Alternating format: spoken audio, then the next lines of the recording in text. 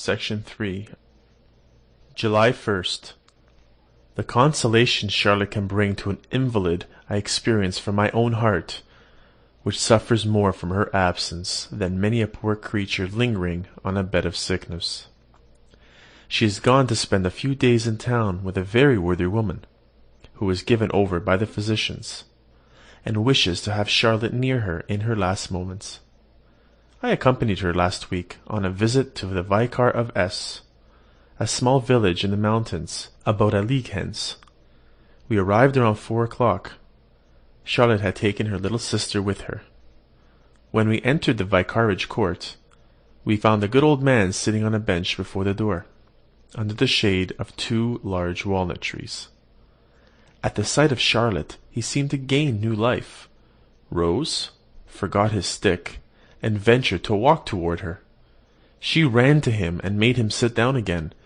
Then, placing herself by his side, she gave him a number of messages from her father, and then caught up his youngest child, a dirty, ugly little thing, the joy of his old age, and kissed it. I wish you could have witnessed her attention to this old man, how she raised her voice on account of his deafness, how she told him of healthy young people, who had been carried off when it was least expected, praised the virtues of Carlsbad, and commended his determination to spend the ensuing summer there, and assured him that he looked better and stronger than he did when she saw him last. I, in the meantime, paid attention to his good lady.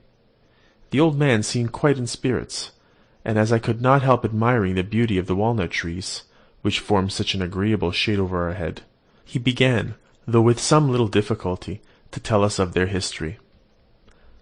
As to the oldest, he said, we do not know who planted it. Some say one clergyman, some say another. But the younger one, here behind us, is exactly the age of my wife, 50 years old next October. Her father planted it in the morning, and in the evening she came into the world. My wife's father was my predecessor here, and I cannot tell you how fond he was of that tree, and it is fully as dear to me. Under the shade of that very tree, upon a log of wood, my wife was seated knitting, when I, a poor student, came into this court for the first time, just 27 years ago. Charlotte inquired for his daughter.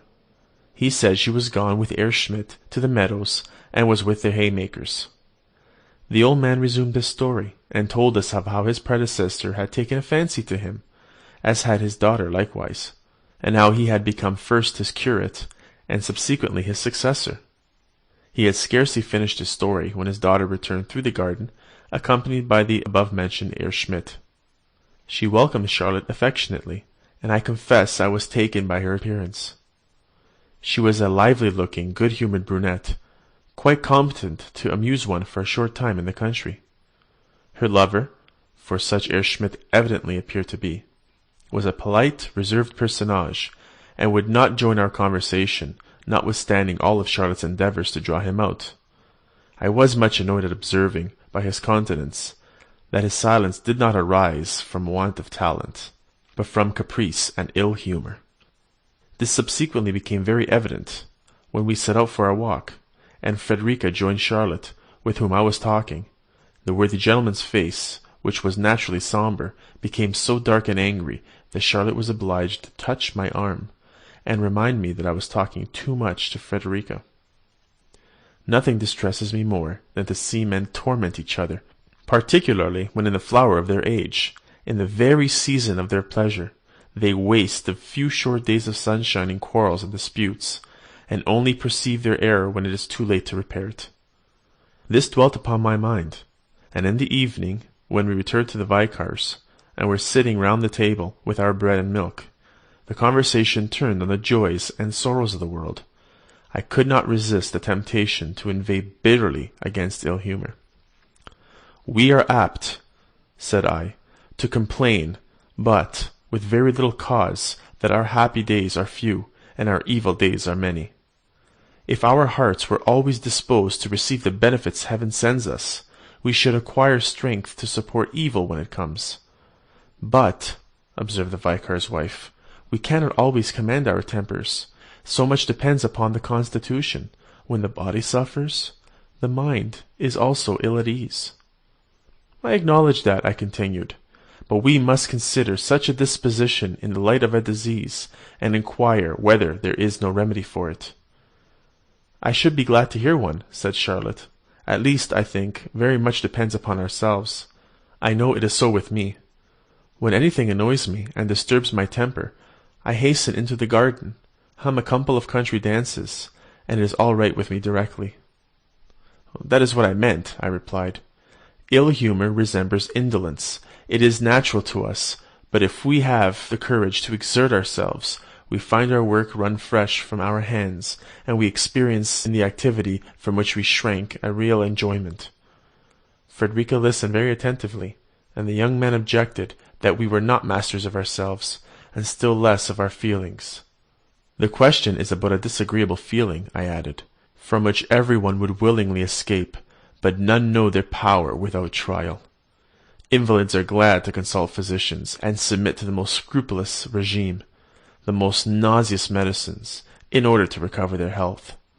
I observed that the good old man inclined his head, and exerted himself to hear our discourse, so I raised my voice, and addressed myself directly to him.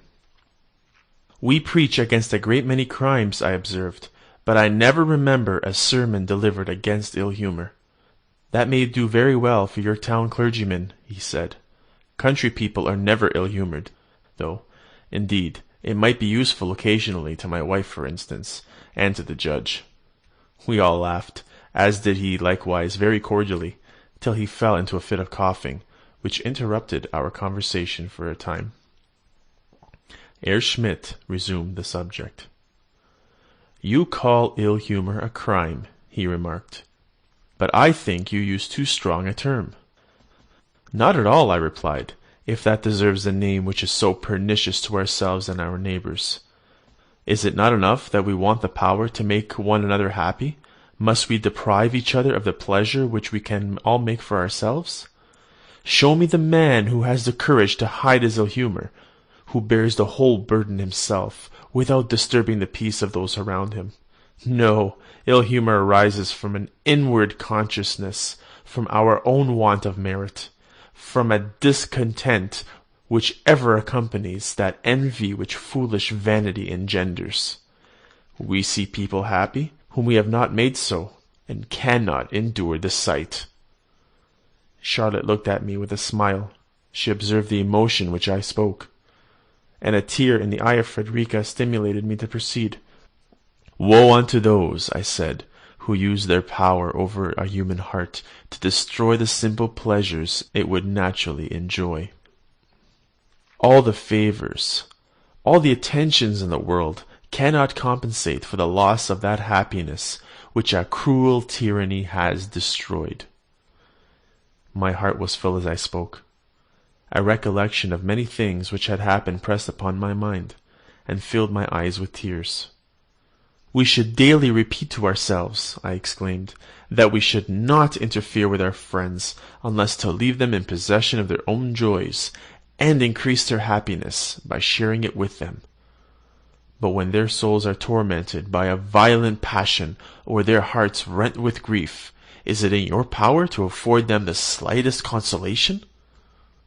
And when the last fatal malady seizes the being whose untimely grave you have prepared, when she lies languid and exhausted before you, her dim eyes raised to heaven, and the damp of death upon her pallid brow, there you stand at her bedside like a condemned criminal, with a bitter feeling that your whole fortune could not save her, and the agonizing thought wrings you that all your efforts are powerless to impart even a moment's strength to the departed soul, or to quicken her with a transitory consolation.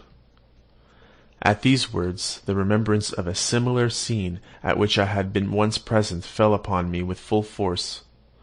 I buried my face in my handkerchief, and hastened from the room, and only was recalled to my recollection by Charlotte's voice, whom reminded me that it was time to return home. With what tenderness she chided me on the way for the too eager interest I took in everything! She declared it would do me injury, and that I ought to spare myself. Yes, angel, I will do so for your sake. July 6th. She is still with her dying friend, and is still the same bright, beautiful creature whose presence softens pain and sheds happiness around whichever way she turns. She went out of town yesterday with her little sisters. I knew it, and went to meet them, and we walked together. In about an hour and a half we returned to the town. We stopped at the spring I am so fond of, and which is now 1,000 times dearer to me than ever. I looked around and recalled the time when my heart was unoccupied and free. Dear fountain, I said, since that time I have no more come to enjoy cool repose by thy fresh stream. I have passed thee with careless steps, and scarcely bestowed a glance upon thee. I looked down, and observed Charlotte's little sister, Jane, coming up the steps with a glass of water. I turned towards Charlotte, and I felt her influence over me. Jane at that moment approached with the glass. Her sister, Marianne, wished to take it from her. No! Cried the child, with the sweetest expression of face. Charlotte must drink first. The affection and the simplicity with which this was uttered so charmed me that I sought to express my feelings by catching up the child and kissing her heartily. She was frightened and began to cry. You should not do that, said Charlotte. I felt perplexed.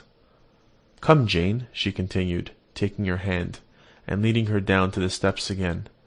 It is no matter. Wash yourself quickly in the fresh water. I stood and watched them, and when I saw the little dear rubbing her cheeks with her wet hands, in full belief that all the impurities contracted by my ugly beard would be washed off by the miraculous water, and how, though Charlotte said it would do, she continued still to wash with all her might, as though she thought too much were better than too little. I assure you, Wilhelm, I never attended a baptism with greater reverence, and, when Charlotte came up from the well, I could have prostrated myself as before the prophet of an Eastern nation. In the evening, I would not resist telling the story to a person who, I thought, possessed some natural feeling, because he was a man of understanding. But what a mistake I made! He maintained it was very wrong of Charlotte, that we should not deceive children, that such things occasioned countless mistakes and superstitions from which we were bound to protect the young. It occurred to me, then, that this man had been baptized only the week before, so I said nothing further, but maintained the justice of my own convictions. We should deal with children as God deals with us. We are the happiest under the influence of innocent delusions. July 8th. What a child is a man that he should be so solicitous about a look! What a child is man! We had been to Walheim. The ladies went in a carriage, but during our walk I thought I saw Charlotte's dark eyes. I am a fool, but forgive me. You should see them, those eyes.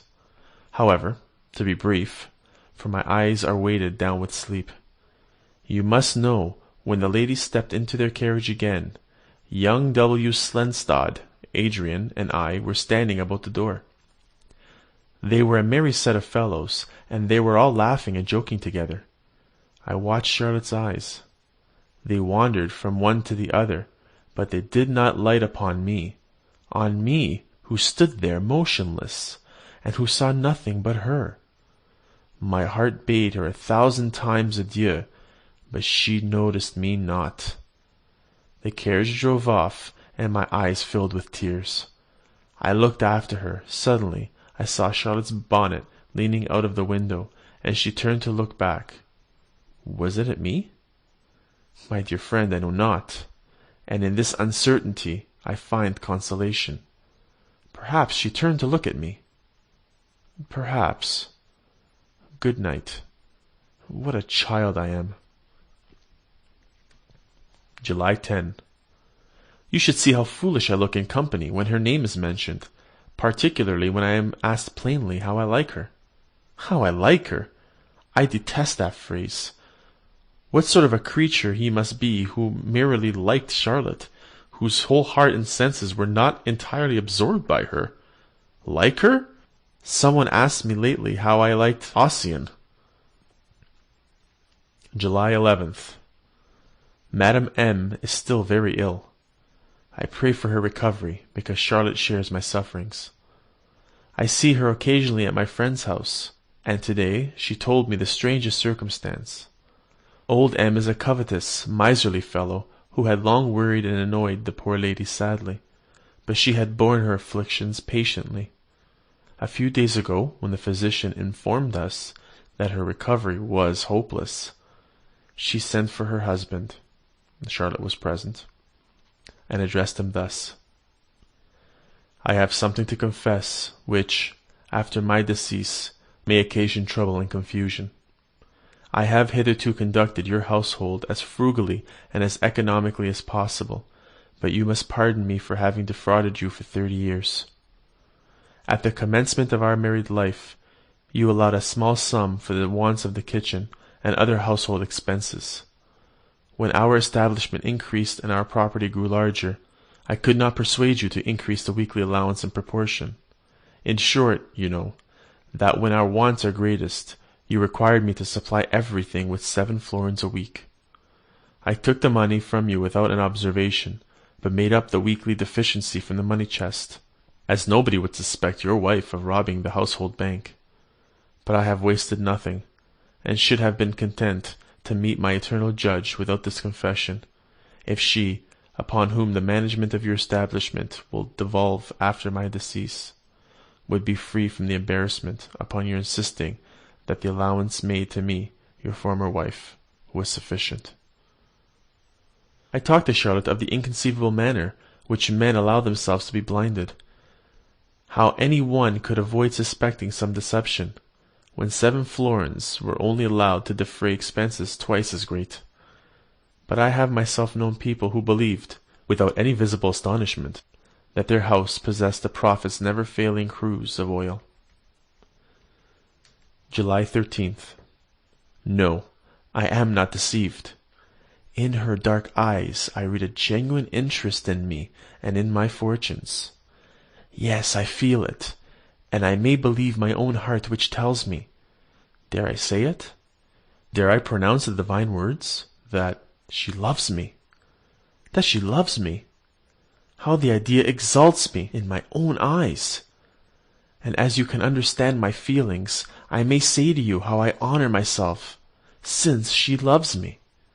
Is this presumption, or is this consciousness of the truth?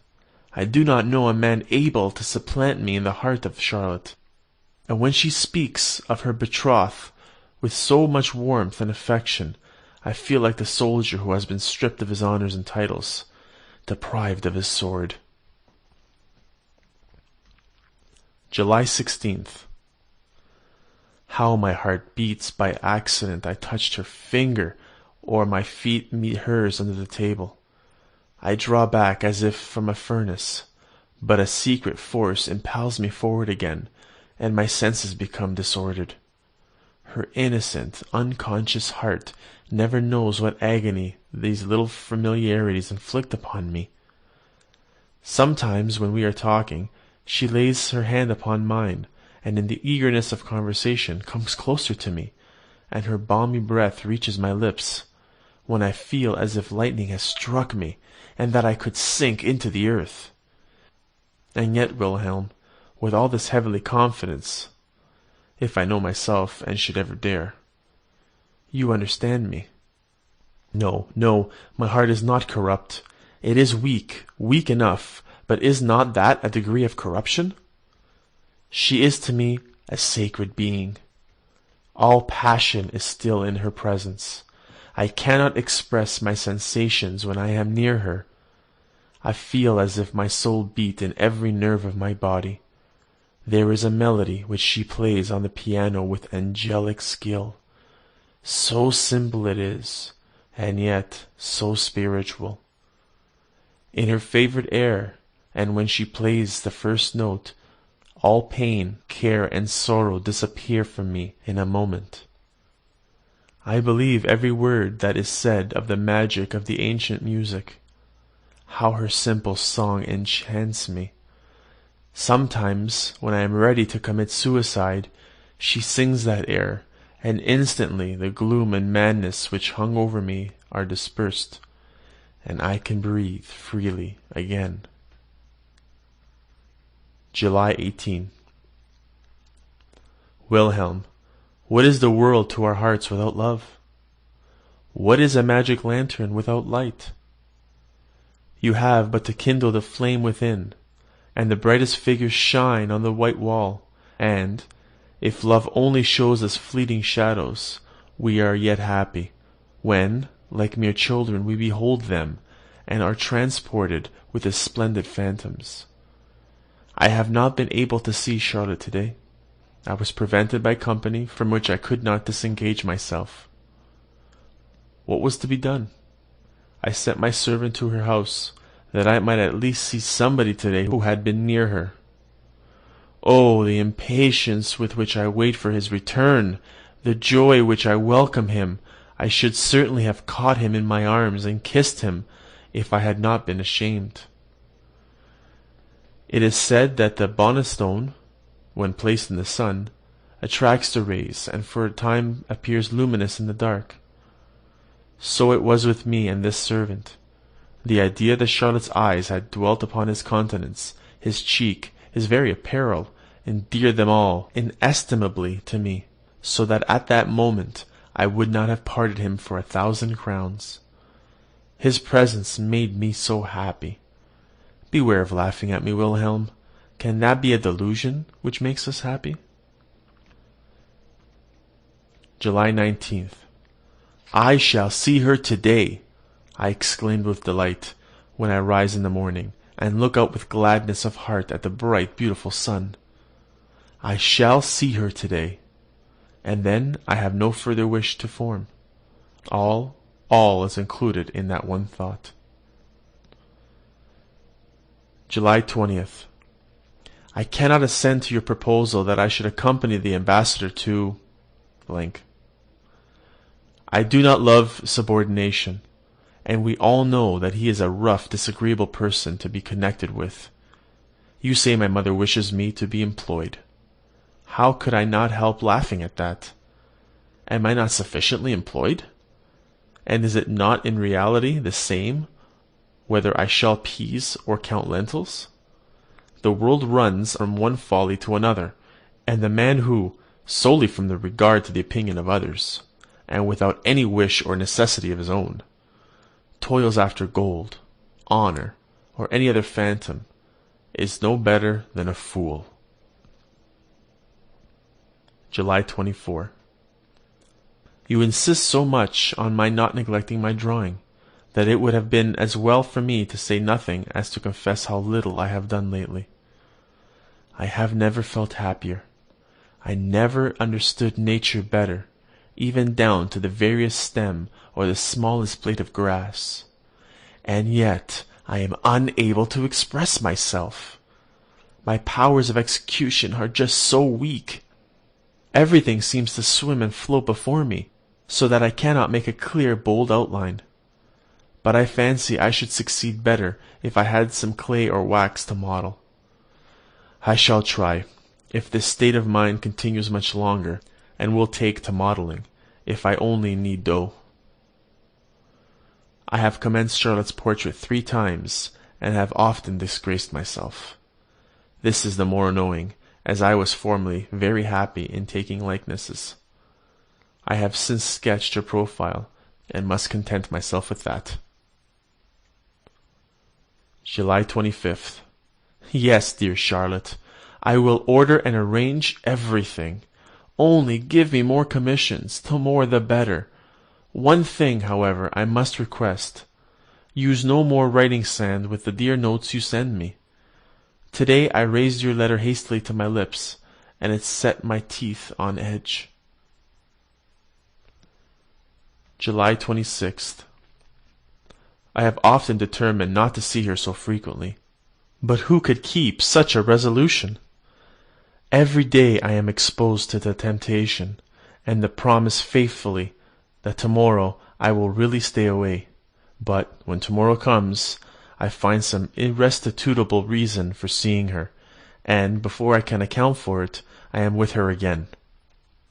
Either she has said on the previous evening, "You will be sure to call tomorrow," and who could stay away then?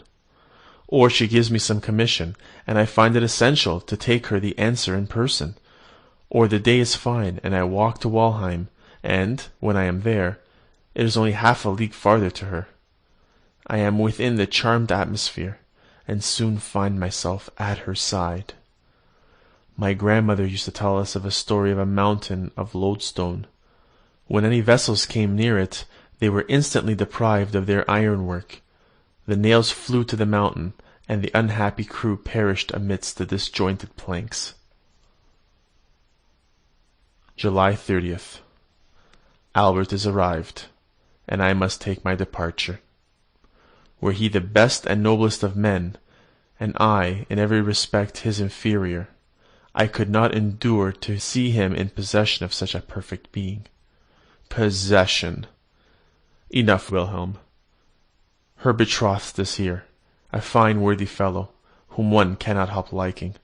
Fortunately, I was not present at their meeting. It would have broken my heart. And he is so considerate. He has not given Charlotte one kiss in my presence. Heaven reward him for it. I must love him for the respect with which he treats her. He shows a regard for me, but for this I suspect that I am indebted to Charlotte than to his own fancy for me. Women have a delicate tact in such matters, and it should be so. They cannot always succeed in keeping two rivals on terms with each other, but when they do, they are the only gainers. I cannot help esteeming Albert. The coolness of his temper contracts strongly with the impetuosity of mine, which I cannot conceal. He has a great deal of feeling, and is fully sensible of the treasure he possesses in Charlotte. He is free from ill humour, which you know is the fault I detest most. He regards me as a man of sense, and my attachment to Charlotte, and the interest I take in all that concerns her, augments his triumph and his love. I shall not inquire whether he may not at times tease her with some little jealousies, as I know that, were I in his place, I should not be entirely free from such sensations. But, be that as it may, my pleasure with Charlotte is over. Call it folly or infatuation, what signifies a name? A thing speaks for itself. Before Albert came, I knew all that I know now. I knew that I could make no pretensions to her, nor did I offer any, that is, as far as it was possible, in the presence of so much loveliness, not to pant for its enjoyment. And now, behold me, like a silly fellow, staring with astonishment, when another comes in and deprives me of my love. I bite my lips, and I feel infinite scorn for those who tell me to be resigned, because there is no help for it. Let me escape from the yoke of such silliness. I ramble through the woods, and when I return to Charlotte, and find Albert sitting by her side in the summer house in the garden, I am unable to bear it, behave like a fool, and commit 1,000 extravagancies. For heaven's sake, said Charlotte today, let us have no more scenes like the one of last night. You terrify me when you are so violent. Between ourselves, I am always away when he visits her, and I feel delighted when I find her alone. End of section 3 of the Sorrows of young Werther.